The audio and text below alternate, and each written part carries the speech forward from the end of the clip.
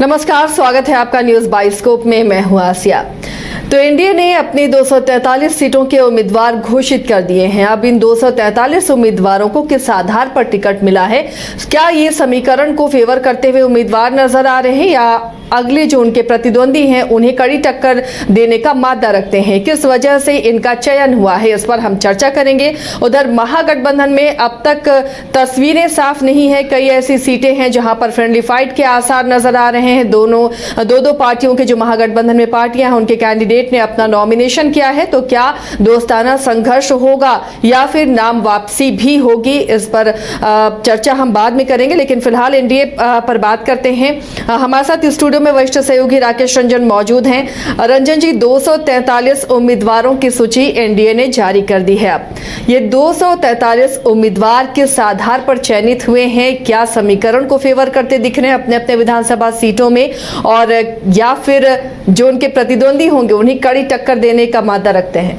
या देखिए, ये सारी चीज़ों पर वो खरे उतरते हैं, इसीलिए उनका चयन हुआ है। जो उनकी योग्यता है, जो समाज सेवा के क्षेत्र में उनकी भूमिका रही है आज तक, उस आधार पर टिकट मिलती है। लेकिन बिहार में जाति भी एक फैक्ट है, आप उससे इग्नोर नहीं कर सकते। तो आज हम ये देखेंगे कि एनडीए ने जातीय समीकरण को साधने के इरादे से किस तरह से प्रत्याशी जो है वो दिए हैं, किस पार्टी ने किस जाति पर ज़्यादा दांव लगाया है, इसकी भी हम चर्चा करेंगे।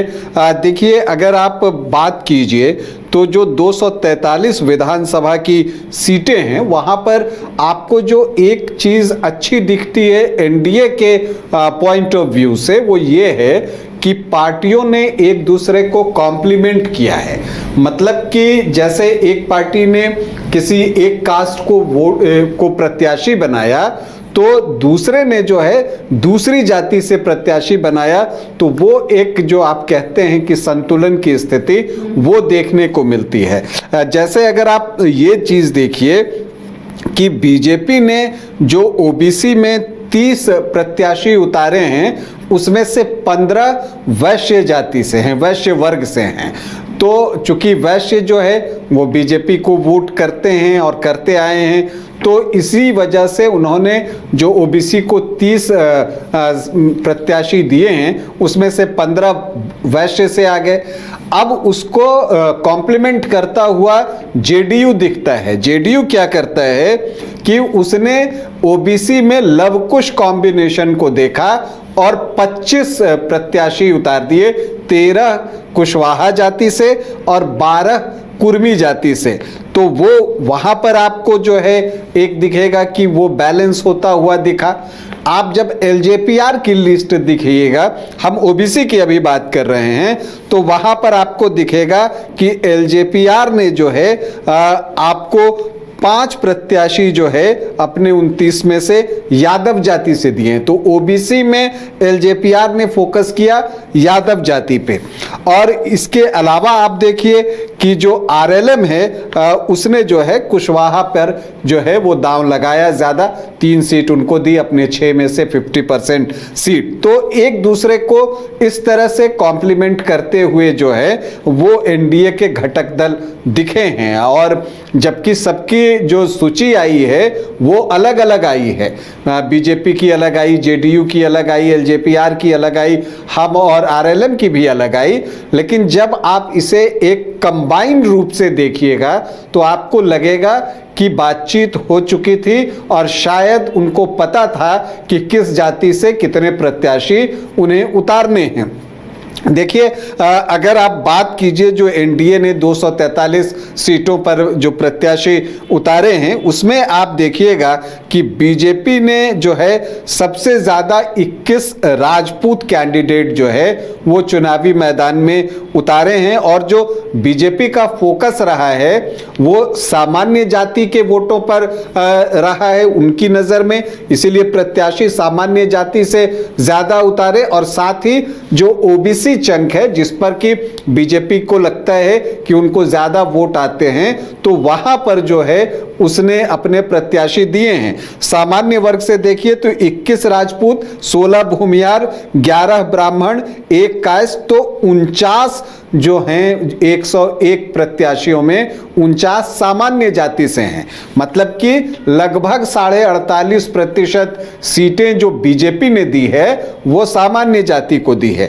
और फिर ओबीसी को जो है उन्होंने 30 सीटें दी हैं, मतलब कि 29.70, मतलब 30% के आसपास। तो आपको ये दिखता है कि 77-78% जो टिकट बटे हैं वो सामान्य जाति और ओबीसी में ही बीजेपी ने बांटे हैं। दूसरी तरफ अब आप जेडीयू को देखिए, जेडीयू क्या करता है कि जेडीयू ने ओबीसी पर फोकस किया और साथ में ईबीसी पर फोकस किया।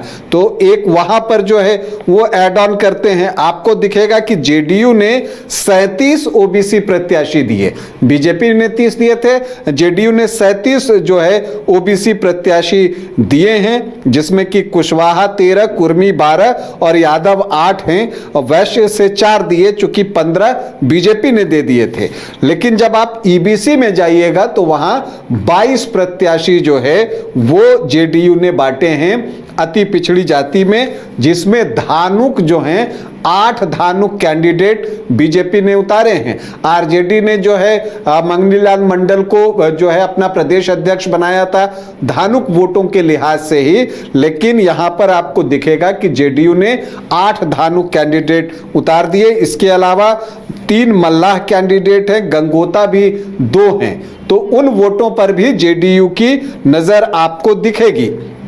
अगर आप एलजेपीआर की बात कीजिए तो उसने जो है सामान्य जाति से 10 प्रत्याशी चुने हैं, लगभग 34.5%, और उनका अगर आप देखें फोकस तो उन्होंने जो है अपने सीटों में अगर आप देखिए तो 8 एससी वर्ग से प्रत्याशी दिए हैं, चूंकि उन सीटों पर वो चुनाव लड़ रहा है, 27.5% के आसपास। तो जब आप ओवरऑल एनडीए को देखते हैं तो आपको दिखेगा कि जो 243 सीटें हैं उसमें एनडीए ने जो है 37 राजपूत कैंडिडेट उतारे हैं, 32 भूमिहार कैंडिडेट उतारे हैं, 14 ब्राह्मण कैंडिडेट हैं, कायस्थ 2 हैं। तो कुल जो सामान्य जाति के प्रत्याशी हैं वो 85 हैं। अगर ओबीसी में आप देखिए तो 24 कुशवाहा जाति से, कुशवाहा वोटर्स पर जो है आरजेडी की भी नजर है, तो वो भी कुशवाहा कैंडिडेट ज्यादा देने की चाहेंगे, तो यहाँ 24 जो है वो एनडीए ने दे दी है। 14 कुर्मी से हैं, तो जो लव कुश आप देखती हैं तो वो 24 और 14 38 प्रत्याशी हो जाते हैं। यादव भी 19 प्रत्याशी जो है वो एनडीए ने दिए हैं, और वैश्य से 20 प्रत्याशी उतारे गए हैं एनडीए की तरफ से। तो ओबीसी में आप देखते हैं कि 77 कैंडिडेट ओबीसी के हैं, मतलब कि 85 कैंडिडेट सामान्य जाति से, लगभग 35% और लगभग 31.68% ओबीसी। जहां तक ईबीसी की बात है, 36 प्रत्याशी ईबीसी से हैं, लगभग 15.25% से कुछ ज्यादा। जो आरक्षित सीटें हैं 40, उन पर 40 पर प्रत्याशी जो है दिए गए हैं 16.5%, और जो मुस्लिम है 4 जेडीयू ने दिए हैं और 1 एलजेपीआर ने दिए हैं, तो 5 कैंडिडेट। तो यहां आपको जो प्रतिशत देखिएगा मुस्लिम प्रत्याशियों का 243 में, तो वो 2.05% ही आता है। तो एक कैलकुलेटिव वे में जो है वो प्रत्याशियों की जाति को देखते हुए चयनित किया गया है एनडीए की तरफ से। और उसमें जो है जो खास बात रही कि जो घटक दल हैं वो एक दूसरे को कॉम्प्लीमेंट करते हुए दिखे हैं, कि अगर एक ने कहीं कम दिया है तो दूसरे ने उसको मैनेज किया है। तो इस तरह से हर वर्ग को पकड़ने की एक कोशिश जो है वो एनडीए के लिस्ट में आपको दिखेगा। हर जाति को पकड़ने की उनकी कोशिश है। सिर्फ एक मुस्लिम वर्ग है अगर आप देखिए तो वहां उन्होंने जो है कम टिकट डाले हैं। तो वो भी एक स्ट्रेटजी है कि आप वोट नहीं मिलता है, अगर वोट पूरा शिफ्ट हो जा रहा है इंडिया ब्लॉक की तरफ, तो ऐसी सीटों पर मुस्लिम कैंडिडेट उतारने से कोई फायदा नहीं है। शायद ये आकलन किया गया होगा और इसलिए ये संख्या है। चलिए, तो ये पूरा एनडीए की लिस्ट और किस तरह से जातीय समीकरण को देखते हुए, सीटों को देखते हुए यहाँ कैंडिडेट का चयन किया गया है, उस पर हमने चर्चा की है। और अब जब प्रत्याशी सामने आ गए हैं तो मुकाबले पर भी बात करते हैं कि अब विधानसभा सीटों में मुकाबले कैसे नजर आएंगे। तो सर आज बात करेंगे सिमरी बख्तियारपुर में, क्योंकि कैंडिडेट सामने आ गए हैं, तो यहाँ का मुकाबला कितना दिलचस्प होगा और रिकॉर्ड्स कैसे रहे हैं, क्या कैंडिडेट चेंज हुए हैं या उसी कैंडिडेट पर भरोसा जताया है पार्टियों ने। रंजन जी, अगर सिमरी बख्तियारपुर को आप स्कैन करते हैं तो पिछले रिकॉर्ड से इस बार के प्रत्याशी कितने मैच खाते हुए नजर आ रहे हैं? क्या यहाँ पर रिकॉर्ड दोहराए जाएंगे या कुछ अलग दिख रहा है? देखिए, सिमरी बख्तियारपुर विधानसभा सीट को आप देखिए तो यहाँ एक परिवार का दबदबा दिखता है। नवाब परिवार है ये परिवार मोहम्मद सलाउद्दीन का है। और आप देखिएगा कि जो यहाँ पर 19 चुनाव हुए हैं उसमें से 11 बार इसी परिवार के सदस्यों ने जो है वो चुनाव जीता है। यहाँ पर अगर आप देखिए इसमें तो 7 बार तो आपको सलाउद्दीन मोहम्मद सलाउद्दीन ही जीते हैं। उनके बेटे महबूब अली कैसर 3 बार चुनाव जीते हैं और पोते यूसुफ सलाउद्दीन जो हैं उनको 1 बार कामयाबी मिली है। तो 11 बार जो है 19 चुनावों में इसी परिवार के पास जो है ये सीट रही है। यहाँ पर मुस्लिम वोटर्स की संख्या अच्छी है। तो यहाँ पर अगर आप देखिए तो 19 बार के चुनाव में 12 मुस्लिम विधायक जो है, मतलब 12 बार मुस्लिम विधायक जो हैं वो चुने गए हैं सिमरी बख्तियारपुर में। ये सीट चर्चा में इसलिए भी है क्योंकि पिछली बार यहां से वीआईपी के सुप्रीमो मुकेश सहनी चुनाव लड़े थे और वो तब एनडीए के पाले में थे और वहां से उन्होंने वीआईपी के टिकट पर यहां चुनाव लड़ा था और पिछला मुकाबला बहुत करीबी हुआ था। वो सिर्फ 1759 वोटों से हार गए थे। अगर एलजेपी ने यहां कैंडिडेट नहीं दिया होता तो मुकेश सहनी जीत सकते थे, क्योंकि एलजेपी के संजय कुमार सिंह को 6962 वोट आ गए थे। तो इस बार एक रेक्टिफिकेशन हुआ है। अब जो एलजेपी के पिछली बार प्रत्याशी थे वो इस बार एलजेपी आर के प्रत्याशी हैं और वही अब एनडीए के भी प्रत्याशी हैं। मतलब सिमरी बख्तियारपुर की सीट शेयरिंग में एनडीए की तरफ से चिराग पासवान की पार्टी एलजेपी आर को गई है। इस बार एक नए दल का भी जो है प्रवेश हुआ है और वो जन सुराज पार्टी है। यहाँ से सुरेंद्र यादव जो हैं वो जन सुराज के प्रत्याशी बनाए गए हैं। वो सहरसा जिला परिषद अध्यक्ष प्रतिनिधि सह पूर्व अध्यक्ष हैं। तो वो आए हैं। अब उनके आने से वो जीते न जीते परिणाम पर जो है वो एक इम्पैक्ट डालेंगे। अब यही देखना दिलचस्प है, जैसे पिछली बार जो है एलजेपी ने वीआईपी का खेल खराब कर दिया, अब जो सुरेंद्र यादव हैं वो किसका खेल खराब कर सकते हैं, ये महत्वपूर्ण है। क्योंकि सिमरी बख्तियारपुर में जब आप जातीय समीकरण देखिएगा तो मुस्लिम यादव बाहुल्य है। एमओआई जो समीकरण है वो बहुत ही स्ट्रांग है यहाँ पर। लेकिन दिलचस्प ये भी है कि इतने के बाद भी आरजेडी को सिमरी बख्तियारपुर में सिर्फ 2 बार जीत मिली है। लेकिन ये 2 जीत लगातार आई है, 2019 के बाई इलेक्शन में और फिर 2020 में। यहां पर जेडीयू जो है वो ज्यादा अवसरों पर चुनाव जीतने में सफल रहा है आरजेडी की तुलना में, 4 बार उसे कामयाबी मिली है। हालांकि सिमरी बख्तियारपुर की सीट, चूंकि आप देखते हैं कि ये सीट जो है मोहम्मद सलाउद्दीन की सीट रही थी, तो उस वक्त वो कांग्रेस से चुनाव लड़ते थे, इसलिए सर्वाधिक जीत इस सीट पर कांग्रेस को ही मिली है। 11 बार कांग्रेस पार्टी यहां से चुनाव जीती है और इसके अलावा जनता दल को 1 बार और संयुक्त सोशलिस्ट पार्टी को भी 1 बार कामयाबी मिली है। अगर आप ये देखिए कि सर्वाधिक जीत जो है किस व्यक्ति ने हासिल की है, तो वहां पर भी मोहम्मद सलाउद्दीन का ही नाम दिखेगा, 7 बार वो जीते हैं। लेकिन जो दूसरा नाम है वो है दिनेश चंद्र यादव का। मधेपुरा से जो सांसद हैं वो यहां से चुनाव लड़े और 4 बार यहां से चुनाव जीते और इसकी बड़ी वजह यह है कि यहां यादव वोटरों में वो सेंधमारी करने में सफल रहे हैं। अब चूंकि यहां पर दिनेश चंद्र यादव तो चुनाव लड़ नहीं रहे हैं, एलजेपीआर के प्रत्याशी हैं संजय कुमार सिंह, तो क्या होगा अगर आप 2020 में देखिए तो जो यूसुफ सलाउद्दीन हैं जो कि आपको यहाँ पर मोहम्मद सलाउद्दीन के जो हैं वो पोते हैं और महबूब अली कैसर के बेटे हैं। उन्होंने पिछली बार जब यहाँ चुनाव लड़ा था तो उनको 38.5% वोट आए थे और मुकेश सहनी को जो है लगभग 37.6% वोट आए थे।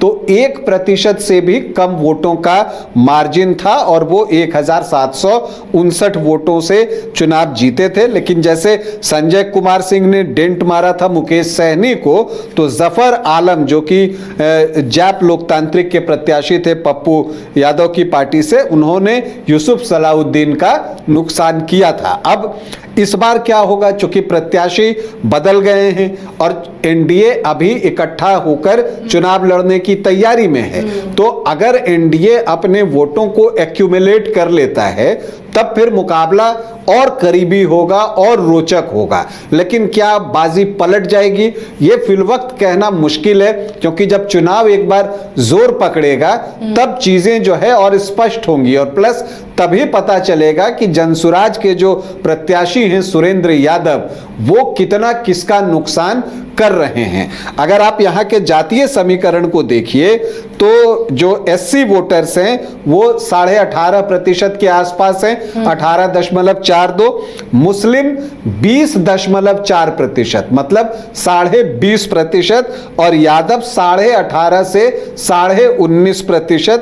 तो 39 से 40% जो है वोट वो MY का ही यहां पर दिखता है। और पिछली बार जो यूसुफ सलाउद्दीन को वोट आए वो 38.5%, मतलब इसी के आसपास आए थे।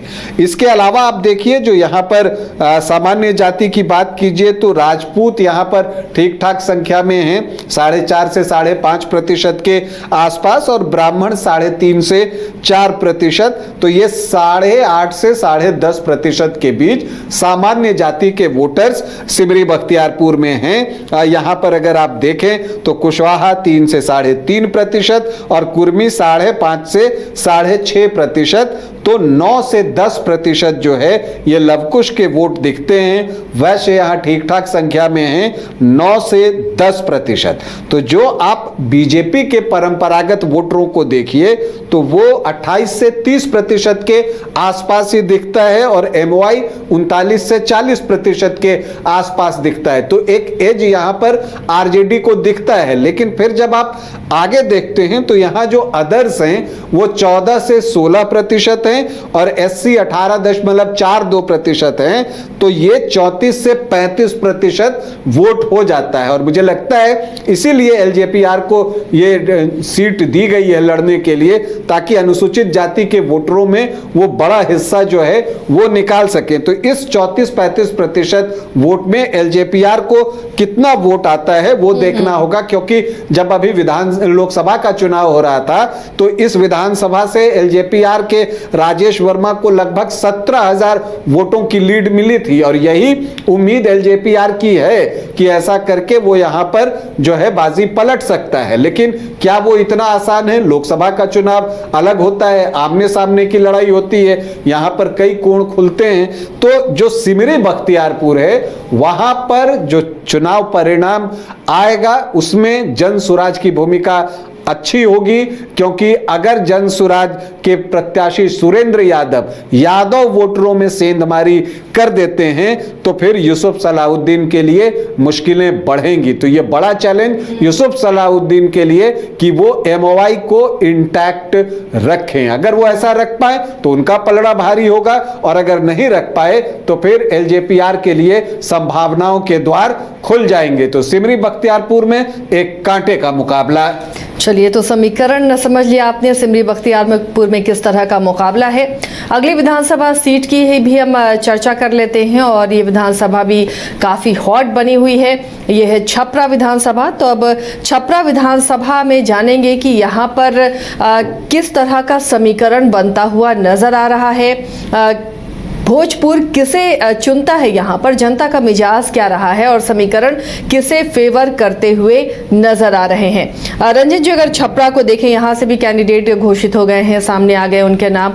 अब यहाँ पर किस तरह का मुकाबला दिख रहा है? पिछली बार की तुलना में इस बार की लड़ाई कितनी दिलचस्प बनती हुई दिख रही है? छपरा का चुनाव इस बार बहुत दिलचस्प हो गया है और ये सीट वीआईपी सीट हो गई है, हाई प्रोफाइल सीट हो गई है, क्योंकि भोजपुरी फिल्मों के स्टार एक्टर और स्टार सिंगर खेसारी लाल यादव खुद यहां से चुनाव लड़ रहे हैं। पहले यह चर्चा थी कि जो उनकी पत्नी हैं चंदा देवी, वो यहां से चुनाव लड़ेंगी, लेकिन कुछ तकनीकी कमियां थी वहां पर वोटर लिस्ट के साथ, तो फिर इस वजह से यह तय हुआ कि खेसारी लाल यादव ही यहां से चुनाव लड़ेंगे। खेसारी लाल यादव छपरा के ही रहने वाले हैं और उनकी हमेशा ये कहते हैं कि उनको बिहार के लिए जो है कुछ करना है।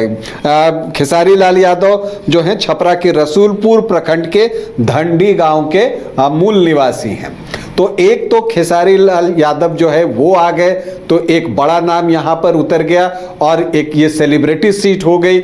लेकिन दूसरी तरफ जो है बीजेपी ने इस बार अपने सिटिंग विधायक का टिकट काट दिया है। सीएन गुप्ता का टिकट कटा है, उम्र की वजह से उनका टिकट कट गया और उनकी जगह बीजेपी ने एक कार्यकर्ता को टिकट दिया है और वो जो हैं छोटी कुमारी उनका नाम है। हालांकि जिप अध्यक्ष रह चुकी हैं और उनके जो पति धर्मेंद्र शाह हैं और ये बीजेपी में काफी समय से ये लोग सक्रिय रहे हैं, तो उनको टिकट जो है बीजेपी ने दिया है। हालांकि लोकल स्तर पर कुछ विरोध भी है, लेकिन यहां पर जो छोटी कुमारी को बड़ी जिम्मेदारी बीजेपी ने दी है, क्योंकि उनके सामने खेसारी लाल यादव का चैलेंज होगा। और यहां से जो जनसुराज के प्रत्याशी हैं जयप्रकाश सिंह, वो भी हिमाचल प्रदेश कैडर के पूर्व आईपीएस ऑफिसर हैं, तो यहां पर एक मुकाबला जो है वो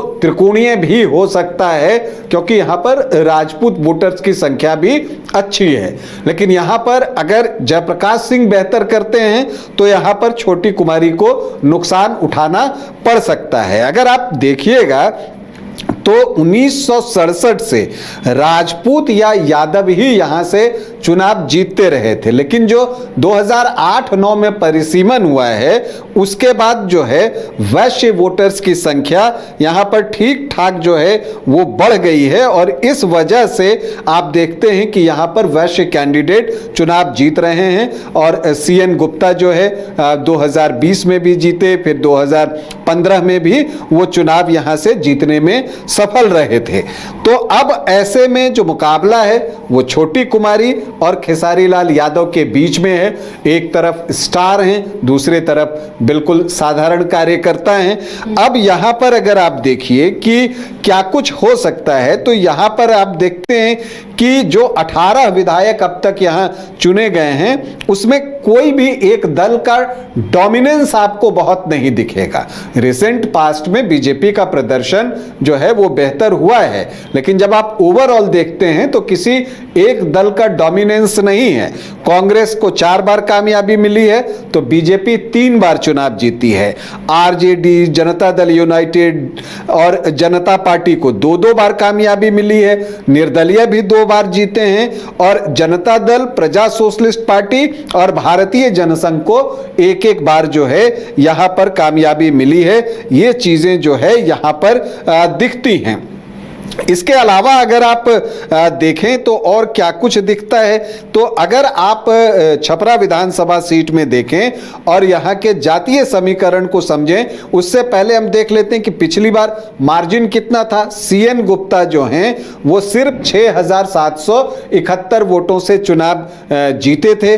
वैश्य वर्ग से आते हैं, तैलिक समाज से, और उनके सामने प्रभुनाथ सिंह के बेटे रणधीर कुमार सिंह थे, जो कि लगभग 41% वोट लेके आए थे, तो हार जीत का मार्जिन 3% था। लेकिन पिछली बार जो राजपूत वोट रणधीर कुमार सिंह की तरफ गए थे, वो वोट जो है अब किधर जाएंगे बल्क में, ये देखना है। क्या वो वोट वापस से बीजेपी के पास आ जाएंगे? अगर ऐसा होता है तो फिर बीजेपी की स्थिति मजबूत रहेगी जातीय समीकरण के आधार पर। अगर जयप्रकाश सिंह उसमें ठीक ठाक सेंधमारी करके ले जाते हैं, तब फिर जो है खेसारी लाल यादव का जो एक सेलेब स्टेटस है उसका लाभ होगा। क्योंकि देखिए, जो सेलिब्रिटी होता है वो सिर्फ जातीय समीकरण का मोहताज नहीं होता, उसके फैंस जो होते हैं वो हर जाति में होते हैं, तो वो इसलिए भी उनको वोट करते हैं। फिर उनको लगता है कि ये सेलिब्रिटी है तो विधानसभा के लिए भी बहुत कुछ कर सकते हैं। दूसरी तरफ आप मानकर चलिए, जो बीजेपी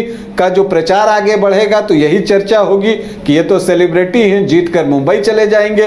तो इस तरह के आरोप प्रत्यारोप जो है वो दोनों तरफ से होते हुए दिखने वाले हैं, ये बात भी तय है। अगर आप यहां पर देखिए कि क्या कुछ जो है समीकरण यहां पर हमको दिखता है, तो आपको एक चीज जो दिखेगी, यहां पर जो एससी वोटर्स हैं वो 11.14% हैं और जो मुस्लिम वोटर्स हैं वो 12.2% हैं। यादव जो हैं वो आपको जो है वो 14% के आसपास आपको यहां पर जो है वो दिख रहे हैं। तो ऐसे में अगर आप MY की बात कीजिए तो आपको 14 और 12 मतलब 26-27% के आसपास MY का समीकरण जो है वो दिखता है। राजपूत यहां पर ठीक ठाक संख्या में हैं, वो लगभग जो है 16 से 18% के आसपास हैं। ब्राह्मण भी ठीक ठाक संख्या में हैं, 7% के आसपास। और जो लवकुश के वोट हैं उनकी संख्या भी अच्छी है। अगर आप देखिए तो वो भी 7 से 8% के आसपास, बल्कि 11 से 12% के आसपास आपको दिखेगा। तो क्या दिखता है? राजपूत 15 से 16, वैश्य 15 से 16 और जो यादव हैं वो 15 से 17%, मुस्लिम 11.4%, लवकुश 11 से 11.5% और अदर OBC EBC जो हैं वो 10 से 11%। तो जो बीजेपी का बेस वोट है वो लगभग 44-45% के आसपास है। तो आरजेडी का जो बेस वोट है वो 38 से 40% के आसपास है। तो ऐसे में अगर आप जातीय समीकरण के अनुसार देखिए तो मुकाबला बहुत कांटे का दिखता है। लेकिन जनसुराज के प्रत्याशी यहां जो आप देखते हैं राजपूत वोटर्स हैं उसमें कितनी सेंधमारी करते हैं, और प्लस प्रशांत किशोर के नाम पर जो है और कितने वोट उनकी तरफ आते हैं, इस पर भी परिणाम बहुत कुछ निर्भर करेगा। लेकिन एक बात तय है कि छपरा में जनसुराज जितना बेटर करेगा बीजेपी को उतना नुकसान होगा, और फिर जो खेसारी लाल यादव की स्थिति उतनी मजबूत होगी।